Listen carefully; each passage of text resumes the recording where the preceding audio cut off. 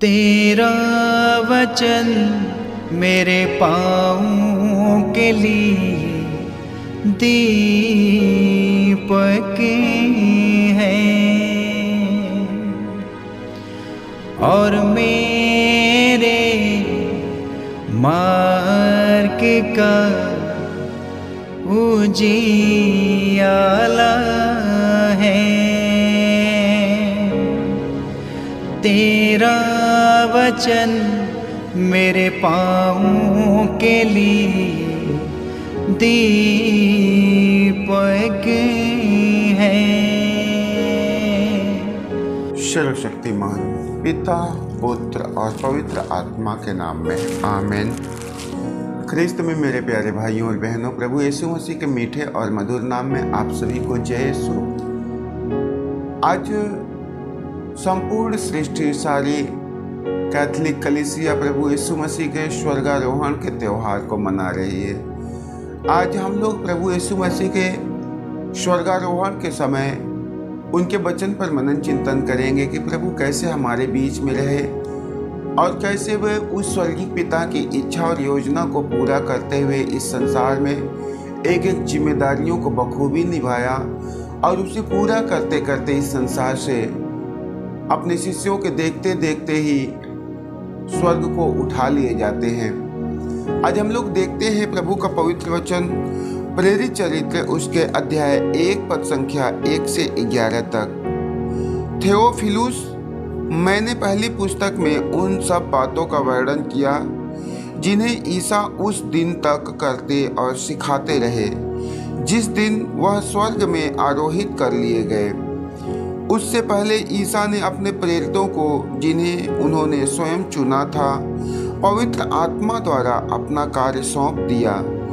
ईसा ने अपने दुख भोग के बाद उन प्रेरितों को बहुत से प्रमाण दिए कि वह जीवित हैं। वह 40 दिन तक उन्हें दिखाई देते रहे और उनके साथ ईश्वर के राज्य के विषय में बात करते रहे। ईसा ने प्रेरितों के साथ भोजन करते समय उन्हें आदेश दिया कि वे यरूशलेम नहीं छोड़े, बल्कि पिता ने जो प्रतिज्ञा की उसकी प्रतीक्षा करते रहे। उन्होंने कहा, मैंने तुम लोगों को उस प्रतिज्ञा के विषय में बता दिया है। यूहन्ना जल का बपतिस्मा देता था, परंतु थोड़े ही दिनों बाद तुम लोगों को पवित्र आत्मा का बपतिस्मा दिया जाएगा। जब वे ईसा के साथ एकत्र थे तो उन्होंने यह प्रश्न किया, प्रभु, क्या आप इस समय इज़राइल का राज्य पुनः स्थापित करेंगे? ईसा ने उत्तर दिया, पिता ने जो काल और मुहूर्त अपने निजी अधिकार से निश्चित किया है, तुम लोगों को उन्हें जानने का अधिकार नहीं है, किंतु पवित्र आत्मा तुम लोगों पर उतरेगा और तुम्हें सामर्थ्य प्रदान करेगा और तुम लोग यरूशलेम, सारी यहूदिया और समारिया में तथा पृथ्वी के अंतिम छोर तक मेरे साक्षी होंगे। इतना कहने के बाद ईसा उनके देखते देखते आरोहित कर लिए गए और एक बादल ने उन्हें शिष्यों की आंखों से ओझल कर दिया। ईसा के चले जाते समय प्रेरित आकाश की ओर एकटक देख ही रहे थे कि उज्ज्वल वस्त्र पहने 2 पुरुष उनके पास अचानक आ खड़े हुए और बोले, गलीलियों, आप लोग आकाश की ओर क्यों देखते रहते हो? वही ईसा जो आप लोगों के बीच से स्वर्ग में आरोहित कर लिए गए हैं, उसी तरह लौटेंगे जिस तरह आप लोगों ने उन्हें जाते देखा है। मेरे प्यारे भाइयों और बहनों, प्रभु यीशु मसीह इस संसार में स्वर्गीय पिता की इच्छा और मर्जी को पूरा करने के लिए आए और उन्होंने उनको बड़े ही ईमानदारी और वफादारी के साथ पूरा किया और अंततः ईश्वर की योजना के अनुसार उन्होंने क्रूस पर अपने प्राण अर्पित कर दिए। क्रूस पर उन्होंने अपना जीवन दे दिया और मृत्यु के बंधन को तोड़कर महिमा के साथ जी उठे। महिमा के साथ जी उठने के बाद उन्होंने अपने शिष्यों को घूम घूम करके 40 दिन दर्शन देते रहे, उन पर अपने आप को प्रकट करते रहे और उन्हें ईश्वर के राज्य के सुसमाचार के लिए तैयार करते रहे। उनका मार्ग प्रदर्शन करते रहे और अंततः ईश्वर की योजना को पूरा करते करते वे शिष्यों के देखते देखते उनकी आंखों से ओझल हो जाते हैं। मेरे भाइयों और बहनों, वे अपने शिष्यों से कहते हैं कि लोग जल से बपतिस्मा देते हैं, परंतु कुछ ही दिनों बाद तुम्हें पवित्र आत्मा की बपतिस्मा मिलेगी और तुम उस बपतिस्मे को ग्रहण करके मेरे स्वर्गीय पिता के कामों को बखूबी ईमानदारी के साथ निभाओगे। मेरे भाइयों और बहनों, प्रभु यीशु मसीह के स्वर्ग में आरोहित कर लिए जाने के बाद शिष्य लोग एक तक स्वर्ग की ओर निहार रहे थे और इतने में दो स्वर्गदूत वहां पर प्रकट होते हैं और वह शिष्यों से बोलते हैं कि तुम क्यों स्वर्ग की ओर निहार रहे हो? तुम जिस यीशु को जिन बादलों पर सवार होकर के स्वर्ग जाते हुए देखते हो, उसी प्रकार वह फिर से उन्हें स्वर्ग से उतरते हुए तुम देखोगे। मेरे भाइयों और बहनों, आज संसार के लिए कितना सुंदर दिन है कि प्रभु इस संसार से सदैव स्वर्ग को उठा लिए गए और उन्होंने स्वर्ग में जाने से पहले अपने शिष्यों से वादा करके गए कि मेरे पिता ने जो कहा है उसके अनुसार आज मैं जा रहा हूं, परंतु मैं उनसे कहूंगा कि वह तुम्हें एक दूसरा सहायक पवित्र आत्मा प्रदान करे। और यह अति आवश्यक है कि जब यीशु इस संसार से जाते हैं तो सहायक पवित्र आत्मा अनंत काल के लिए हमारे और आपके बीच में निवास करते हैं। आज हम लोग देखते हैं एफेसियों के ग्रंथ उसके अध्याय 1 पद संख्या 17 से 23 तक।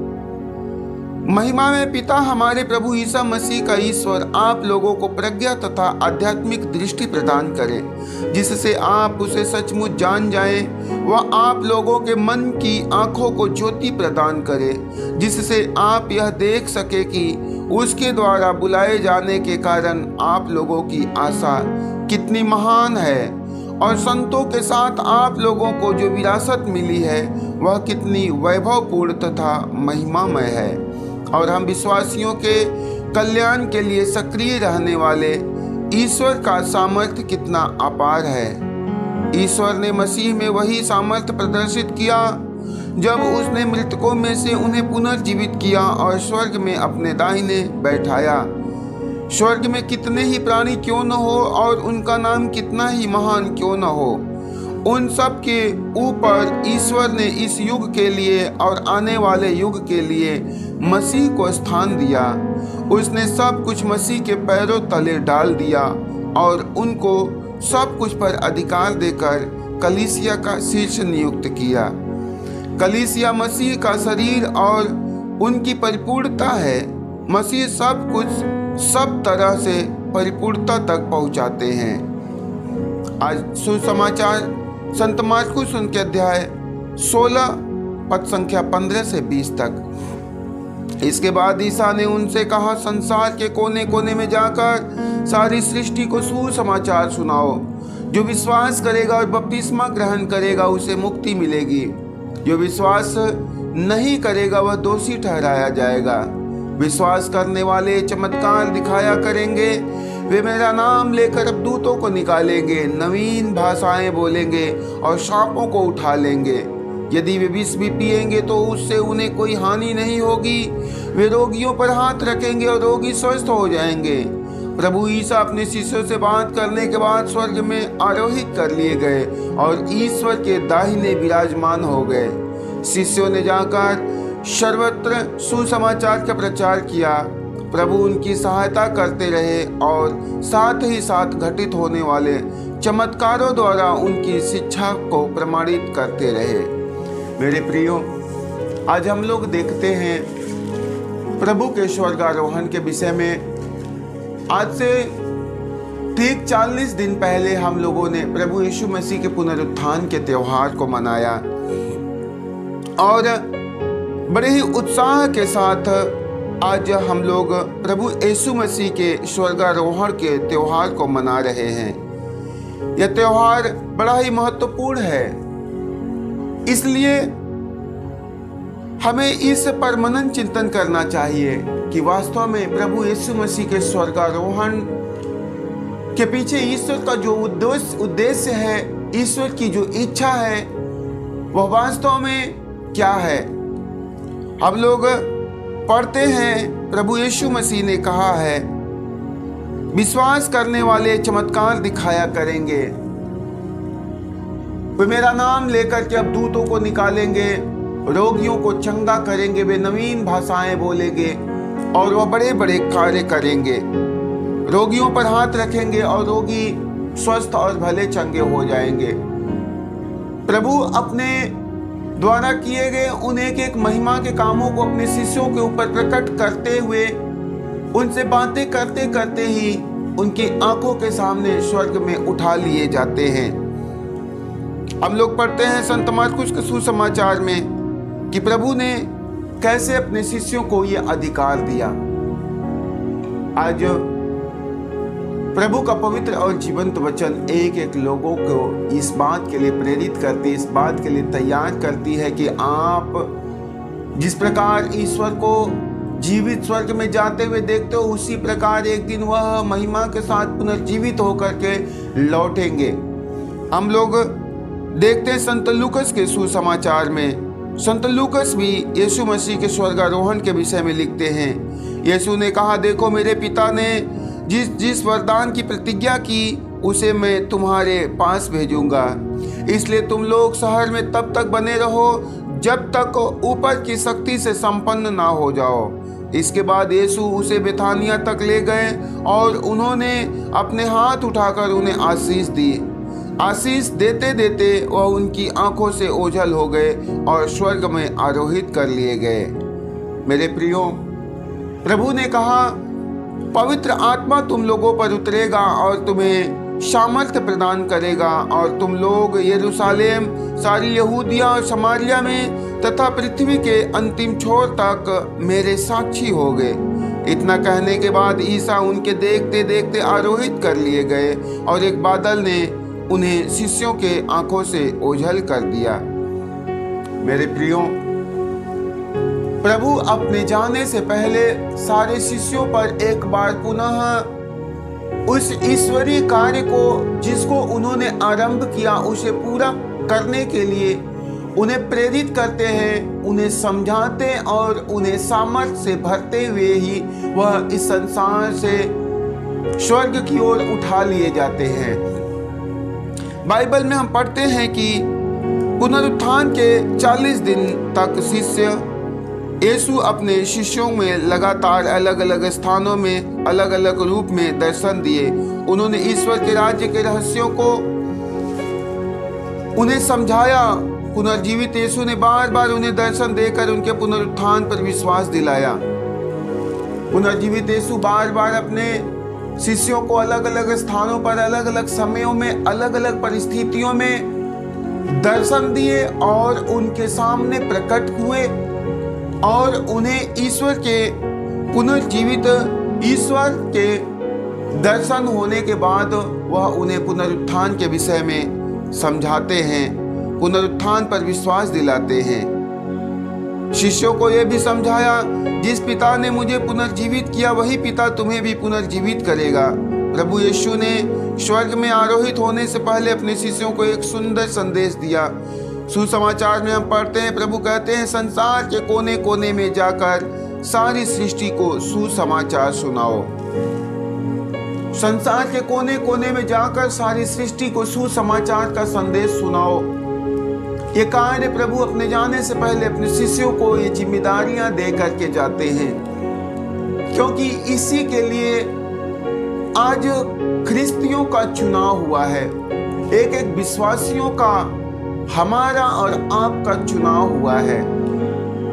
प्रभु स्वर्ग में जाने से पहले अंतिम काम को जिसके लिए वे इस संसार में आए और जिसके लिए उन्होंने दुख उठाया, जिसके लिए वे मारे गए, और पुनर्जीवित हुए, उस काम को अपने जाने से पहले वे अपने शिष्यों के हाथों में सौंपते हैं और इस संसार से चले जाते हैं। वचन कहता है, सारे संसार में जाकर सभी राष्ट्रों को शिष्य बनाओ और पिता, पुत्र, पवित्र आत्मा के नाम पर बपतिस्मा दो।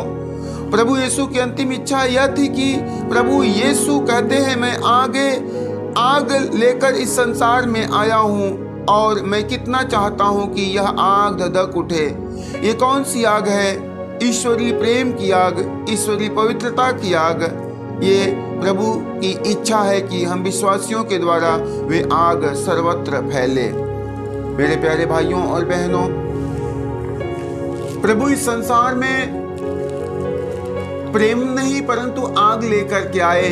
प्रभु अपने पवित्र वचनों में कहते हैं कि मैं इस संसार में प्रेम लेकर के आया हूँ, मैं प्रेम हूँ। और अन्य दूसरी जगहों पर पढ़ते हैं कि प्रभु ने कहा, मैं इस संसार में आग लेकर के आया हूँ और मैं ये चाहता हूँ कि ये आग धधक उठे, ये आग भड़क उठे और एक एक लोगों को प्रज्वलित करे। और वह आग है ईश्वर के प्रेम की आग, ईश्वर के शांति, उसके आनंद की आग। और यह आग तभी फैल सकता है, यह आग तभी एक दूसरे के ऊपर धधक सकता है जब हम और आप लोग ईमानदारी के साथ उस स्वर्गीय पिता की, उस स्वर्गारोहित ईश्वर की इच्छा को पूरा करने में बड़े ही निष्ठा और ईमानदारी के साथ प्रयत्न करते रहे, प्रयास करते रहे। इसलिए उन्होंने कहा, तुम सृष्टि के अंतिम छोर तक मेरे नाम के सुसमाचार के साक्षी होगे। और ये साक्षी का कार्य, ये परमेश्वर की घोषणा का कार्य तब पूरा होता है जब इस जिम्मेदारी को उठाने के लिए हम लोग अपने आप को तैयार करते हैं, हम लोग अपने आप को प्रभु के हाथों में देते हैं। पवित्र आत्मा हमें साक्षी देने का सामर्थ्य देता है। इसलिए स्वर्गारोहण से पहले प्रभु यीशु ने कहा, यरूशलेम छोड़कर नहीं जाना जब तक ऊपर की शक्ति से संपन्न ना हो जाओ। इसी तरह प्रभु आगे कहते हैं, वो जो प्रतिज्ञा पिता ने की है, जब तक वह प्रतिज्ञा तुम्हारे जीवन में पूर्ण ना हो जाए तब तक उसकी प्रतीक्षा करते रहो। और यीशु के शिष्य माँ मरियम और अन्य नारियों के साथ पवित्र आत्मा की प्रतीक्षा में प्रार्थना में लीन रहे। मेरे भाइयों और बहनों, प्रभु ने कहा, जब तक तुम ऊपर की शक्ति से ना भर जाओ तुम इस जगह को मत छोड़ना। और बाइबल बतलाती है कि माँ मरियम अन्य शिष्यों के साथ उस पवित्र आत्मा का स्वागत करने के लिए निरंतर प्रार्थना में लगी रहती है, निरंतर ईश्वर की महिमा, स्तुति और आराधना में लगी रहती है। और हम लोग देखते हैं पेंतेकोस्त के दिन में सारे शिष्य लोग ईश्वर के इस वचन को पालन करते हुए एक स्थान पर इकट्ठे होकर के ईश्वर की महिमा कर रहे थे, ईश्वर की स्तुति और आराधना कर रहे थे। और उस समय अचानक एकाएक ईश्वर से पवित्र आत्मा जलती हुई अग्नि के रूप में विभाजित जीवा के जैसा एक एक लोगों के ऊपर आकर ठहरती है और सब के सब पवित्र आत्मा से परिपूर्ण हो जाते हैं। पवित्र आत्मा से भर करके भिन्न भिन्न भाषाएं बोलने लगते, अद्भुत कार्य करने लगते हैं, नवीन भाषाएं बोलने लगते, भविष्यवाणियां करने लगते हैं। जिस प्रकार प्रभु ने अपने पूर्वज वचनों में कहा कि वे मेरे नाम के साक्षी होंगे, वह अवधूतों पर हाथ रखेंगे, अवधूत निकल जाएंगे, वह रोगियों को चंगा करेंगे, वह नई नई भाषाएं बोलेंगे, अद्भुत और अनोखे कार्य करेंगे। और पवित्र आत्मा का सामर्थ्य उतरते ही शिष्य ये सारे कामों से, सारे सामर्थ्य से भर जाते हैं।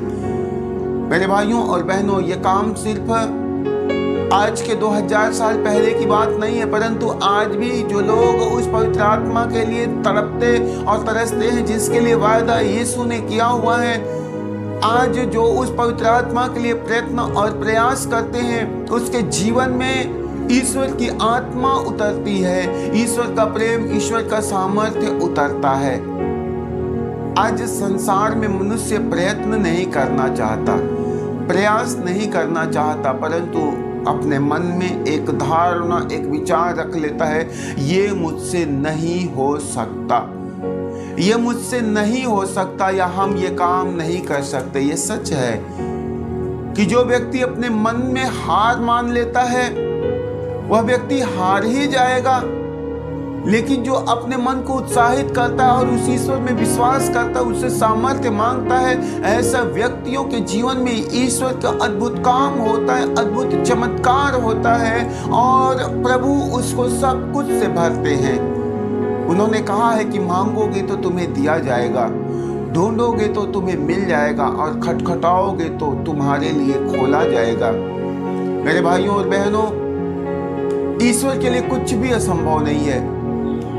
ईश्वर के लिए कोई भी बात असंभव नहीं है। इसलिए उस प्रभु में सदैव बने रहने की जरूरत है और उनसे प्रार्थना करने की जरूरत है। आज सुसमाचार में हम पढ़ते हैं, प्रभु कहते हैं मैं पिता के दाहिने विराजमान है। उसी तरह प्रेरित चरित्र में हम पढ़ते हैं, जब स्तेफनुस के ऊपर पथराव हो रहा था, उस समय स्तेफनुस ने पवित्र आत्मा की शक्ति से अपनी आंखें ऊपर उठाकर स्वर्ग की ओर देखा। उसने कहा, मैं स्वर्ग को खुला हुआ और आकाश हुआ और ईश्वर के पुत्र को पिता के दाहिने विराजमान देखता हूँ। संत पौलुस कहते हैं, प्रभु यीशु पिता के दाहिने विराजमान होकर हमारे लिए निरंतर प्रार्थना करते रहते हैं। प्रभु ने कहा, मैं चाहता हूँ जहाँ मैं हूँ वहाँ तुम भी रहो। वास्तव में स्वर्गारोहण का यही संदेश है। वास्तव में ईश्वर की यही इच्छा, यही मर्जी है। जिंदगी में कितनी कठिनाइयां, कितनी समस्याएं, कितनी परेशानियां क्यों ना आए, लेकिन उससे हमें निराश और उदास होकर के, हार करके नहीं, परंतु ईश्वरीय सामर्थ्य भर करके उन विकट परिस्थितियों का डटकर सामना करते हुए हम लोग उस ईश्वर के निकट में जाएं। प्रभु ने कहा, मैं चाहता हूं कि जहां मैं रहूं वहीं तुम भी रहो। और जब हम उस ईश्वर के महिमामय स्थान पर पहुंचना चाहते हैं, आप उस ईश्वर के साथ निवास करना चाहते हो, तो ठीक उसी नहीं जिस प्रकार प्रभु इस संसार में स्वर्गीय पिता की इच्छा को पूरा करते हुए अपने जीवन में इतने समस्याओं का सामना करते हैं, लेकिन वे टूटते और कमजोर नहीं होते हैं। उनका भरोसा कमजोर नहीं होता है, परंतु वह हौसले से भर करके, उत्साह से भर करके ईश्वर के वचन पर चलते हैं और नतीजा अंततः वह संसार पर, शैतान पर भी जीत पाते हैं, विजय पाते हैं, मौत पर विजय पाते हैं और पिता के दाहिने विराजमान होते हैं। मेरे प्रियो, आज प्रभु का पवित्र वचन हमें और आप एक एक लोगों को इस बात के लिए तैयार करता है, ईश्वर के इस मिशन में सहभागी होने के लिए हमें तैयार करता है।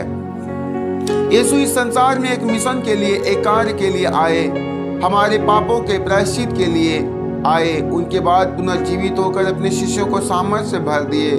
उसके बाद वो स्वर्ग में पिता के दाहिने विराजमान हो गए और सबको आमंत्रित कर रहे हैं।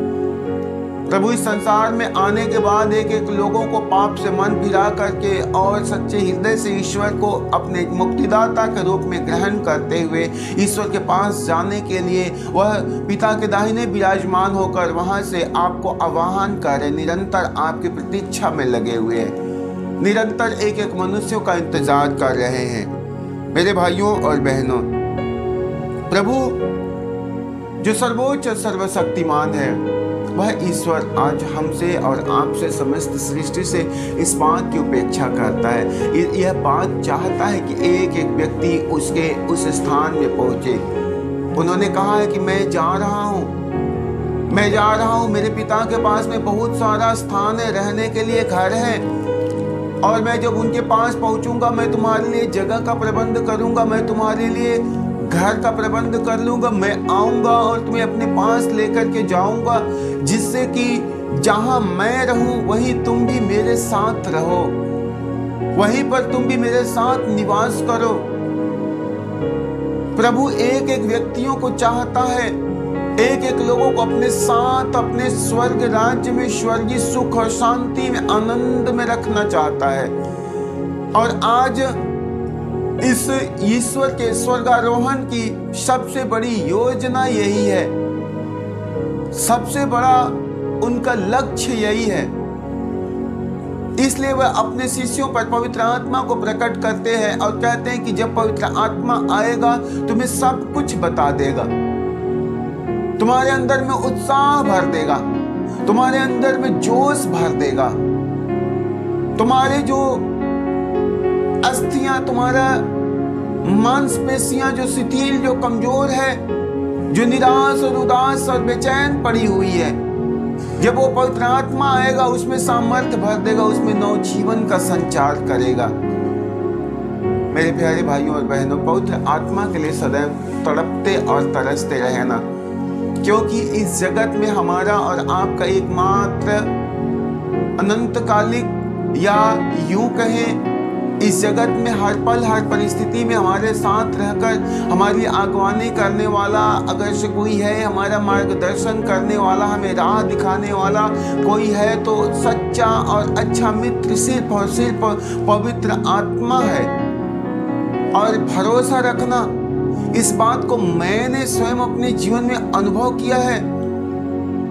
जब हम टूटते और कमजोर होते, निराश होते, दुनिया से हमारी उम्मीद खत्म होती जाती है, दुनिया के रिश्तों से हमारा विश्वास उठता जाता है, ऐसे में जब हम उस ईश्वर की ओर एक टक निहारते हैं तो उस ईश्वर की सहानुभूति, उसका प्रेम, उसका मातृत्व भरा स्पर्श हमें सुख, शांति और आनंद प्रदान करता है, हमें एक नई उम्मीद देता है, एक नया जोश देता है और जिंदगी जीने की राह दिखाता है। मेरे भाइयों और बहनों, उस ईश्वर की तलाश में, उसको खोजने में सदैव लगे रहें। वह प्रभु आपके लिए इस संसार से गए, परंतु आप ही के लिए वह आत्मा को धारण करके फिर आपके साथ रहने के लिए आते हैं और वह प्रभु आपके साथ सदैव रहते हैं। उन्होंने कहा हुआ है कि क्या एक माँ अपने दूध पीते हुए बच्चे को भुला सकती है? क्या वह अपने गोद के बच्चे पर तरस नहीं खाएगी? हो सकता है कि एक माँ जिसने अपने बच्चे को 9 महीने अपने गर्भ में धारण किया और असहनीय पीड़ा झेल करके उसे जन्म दिया, वह माँ भूल सकती है, वह माँ अपने उस बच्चे को छोड़ सकती है, उसका तिरस्कार कर सकती है, लेकिन प्रभु कहते कि मैं तुम्हें कभी नहीं छोड़ूंगा, मैं कभी तुम्हारा तिरस्कार नहीं करूंगा, क्योंकि देखो एक माँ ने सिर्फ तुम्हें जन्म दिया है, एक माँ ने तुम्हें सिर्फ जन्म दिया है, लेकिन मैं तुम्हारे लिए अपना जीवन देता हूँ, मैं तुम्हारे लिए अपनी जिंदगी देता हूँ। मेरे प्रियो, मेरे भाइयों और बहनों, उस ईश्वर के अपार प्रेम को अपनी जिंदगी में अनुभव करना और उसके प्रेम से भर के रहना। प्रभु सदा आपको संभालने के लिए स्वर्ग से निरंतर अपनी दृष्टि लगाता है। बाइबल में प्रभु का वचन कहता है कि हृदय से पुकारने वाले की आवाज शीघ्र ही स्वर्गीय पिता के कानों तक पहुंचती है। और प्रभु ने कहा हुआ है कि मेरे हाथ छोटे नहीं हैं, जो तेरे जिंदगी के हर कठिन से कठिन, विकट से विकट परिस्थिति से तुझे बचा ना ले, तुझे निकाल ना दे। मेरे कान बहरे नहीं है, जो तेरे दुख और तकलीफों भरी प्रार्थनाओं को सुनते ना हो। वह प्रभु आप पर सदैव दृष्टि लगा करके रखता है, आप पर सदैव अपनी नजरें गड़ा करके रखता है। इसलिए उस ईश्वर से सदैव जुड़े रहें, उनकी उपस्थिति में बने रहें। संसार में कोई ऐसी चीज नहीं है जो उस ईश्वर के पास न हो, कोई ऐसा काम नहीं है जो उसके लिए असंभव हो। आप अपने जीवन में देखना, कुछ भी ऐसा काम नहीं है जो प्रभु के लिए असंभव हो। प्रभु पत्थरों से पानी बहा देते हैं, प्रभु कड़वे जल को मीठा बना देते हैं, प्रभु मरे हुए में जिंदगी भर देते हैं, प्रभु निसंतानों को संतान देते हैं, प्रभु अपदूतों को निकालते हैं, प्रभु निराश और उदास लोगों के जीवन में आशा और उम्मीद भरते हैं, प्रभु भटके हुए लोगों को जीवन की मार्ग दिखाते हैं।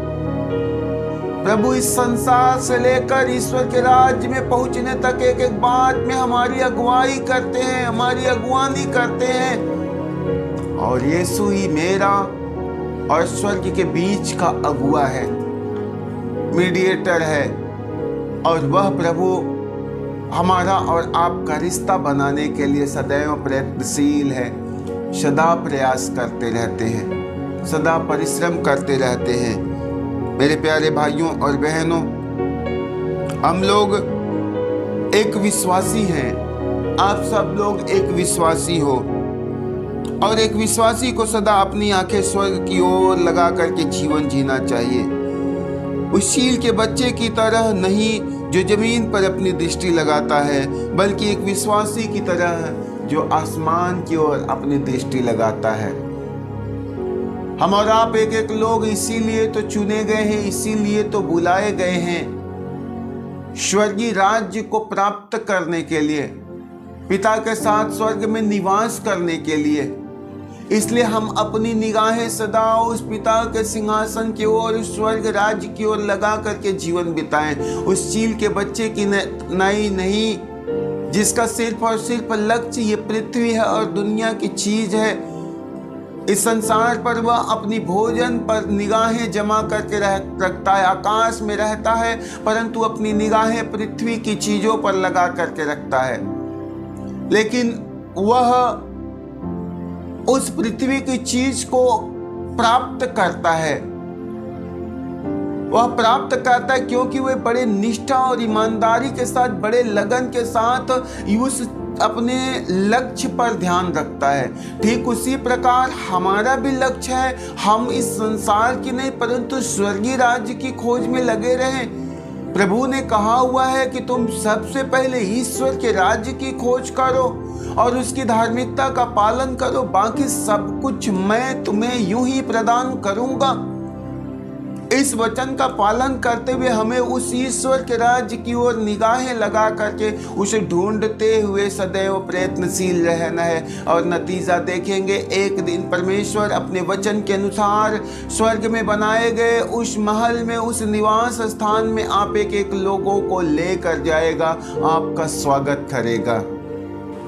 हे प्रेमी पिता, हम आपसे प्रार्थना करते हैं, इस समय हम आपकी महिमा, स्तुति और आराधना करते हैं प्रभु, कि जिस तरह पेंतेकोस्त के दिन में माँ मरियम सभी शिष्यों के साथ में इकट्ठा होकर के प्रार्थना कर रही थी, वह तेरे भक्ति भाव भजन में लीन थी, स्तुति और आराधना में मस्त थी, मगन थी, और नतीजा पवित्र आत्मा का अभिषेक एक लोगों पर ठहरता है। आज ऐसे ही हम भी अपने उन एक एक भाइयों और बहनों के साथ जो आज तेरे पवित्र वचन को सुन रहे हैं, उन सभी लोगों के साथ आपसे दुआ प्रार्थना करते हैं प्रभु, कि वह पवित्र आत्मा का अभिषेक आज हम पर भी उतारिए, हम पर भी पवित्र आत्मा के सामर्थ्य से भर दीजिए, पवित्र आत्मा की आग हमारे जीवन में भर दीजिए प्रभु। पवित्र आत्मा से भर के शिष्य लोग बड़े उत्साह के साथ तेरे काम को करते रहे। पवित्र आत्मा के भरने के कारण लोगों के अंदर से डर जाता रहा, चिंताएं, घबराहट और बेचैनियां जाती रही। अब वो अपनी जिंदगी के हर हालात, हर परिस्थिति का आनंद के साथ स्वागत करते हुए प्रभु ईमानदारी के साथ तेरे कामों को करते रहे, तेरे मार्ग पर चलते रहे, और जिंदगी के अंतिम सांस तक, अंतिम पल तक ईमानदारी पूर्वक प्रभु तेरा ही काम करते रहे। जैसा तूने लोगों से वादा किया था कि तू मेरे नाम के कारण अंतिम छोर तक, संसार के अंतिम छोर तक मेरे नाम के साक्षी होगे, मेरे नाम के गवाह होगे। ए प्रभु, हमें भी अपने नाम की साक्षी बनाइए, अपने नाम की गवाही देने के लिए हमें तैयार कीजिए। हम जहां कहीं भी जाए प्रभु तेरी महिमा करते रहे। और ईश्वर, आज इस समय हम आपसे प्रार्थना करते हैं, जिस प्रकार उस जमाने में आपने पवित्र आत्मा एक एक लोगों पर भरा प्रभु, और पवित्र आत्मा के सामर्थ्य भर करके सभी शिष्य लोग अनोखी भाषाएं बोलने लगे, अद्भुत कार्य करने लगे, भविष्यवाणियां करने लगे, रोगियों को चंगा करने लगे, सुसमाचार का संदेश सुनाने लगे, और एक एक लोगों का काम बड़े ईमानदारी से फलता फूलता जा रहा था। हे प्रभु, आज हम सभी भाई बहनों पर भी, अपने बेटे और बेटियों पर भी वही आत्मा उंडेलिए, वही आत्मा प्रदान कीजिए। हम सभी लोग भी प्रभु बड़े ईमानदारी के साथ तेरा कार्य करते जाएं। हे प्रभु, आज तेरा अभिषेक एक एक लोगों पर ठहरे प्रभु। एक एक लोग अपनी जिंदगी में इस बात का अनुभव करे कि जिस लक्ष्य को तूने छोड़ करके गया है उस लक्ष्य को करते समय हे पिता तेरी आत्मा सबकी अगुवाई करती है। बोलते समय उन्हें शब्द बराबर मिलते रहे। रोगियों पर हाथ रखते समय प्रभु तेरी बरकत उनके शरीर में ठहरती रहे। एक एक लोगों को भविष्यवाणियां करने के लिए प्रभु यीशु तू उन्हें दिव्य दर्शन देना। एक एक लोगों के जीवन में पिता चमत्कार करने के लिए तू मार्गदर्शन करना। ए प्रभु आज हम घटते जाएं, आप और आपका राज इस संसार में संसार के लोगों में बढ़ता जाए। प्रभु आप अपने बच्चे अपने दास के होठ को स्पर्श कीजिए, उसे शुद्ध बनाइए, उसे हिम्मत प्रदान कीजिए प्रभु कि चाहे जैसी भी परिस्थिति हो ईमानदारी से तेरे वचन को एक एक लोगों को सुना सके। और सिर्फ सुनाए नहीं प्रभु, तेरे मुंह से जो वचन निकले पिता परमेश्वर वो वचन सामर्थ्य हो, दोधारी तलवार के जैसी हो प्रभु। लोगों के शरीर और आत्मा को भेदते हुए पिता परमेश्वर उनके अंतरतम में उतर जाए, उनके हृदय की गहराई में उतर जाए। ए मेरे प्रभु आज हम आपसे यही दुआ करते हैं, आज तेरे पुनरुत्थान के दिन, तेरे स्वर्गारोहण के दिन प्रभु हम आपसे यही चाहते हैं। आपने कहा है कि मैं जा रहा हूँ, मैं पिता से प्रार्थना करूंगा, वह तुम्हें एक दूसरा सहायक पवित्र आत्मा प्रदान करेगा। हे पिता आज वह पवित्र आत्मा की हमें आवश्यक है, उस पवित्र आत्मा के बिना हम कुछ भी नहीं है। आप ही ने कहा है कि तुम ऊपर की ओर स्वर्ग की ओर दृष्टि लगा करके रखो, क्योंकि जब तक तुम ऊपर की शक्ति से ना भर जाओ तुम कुछ भी नहीं कर सकते। आज हमें उस स्वर्गीय शक्ति स्वर्गीय सामर्थ्य भरिए प्रभु, ताकि मैं इस संसार में अंतिम सांस तक प्रभु तेरे काम को बखूबी निभा सकूं, ईमानदारी पूर्वक पूरा कर सकूं। ए पिता हमारे होठों को शुद्ध कीजिए, हमारे आंखों को पवित्र कीजिए प्रभु।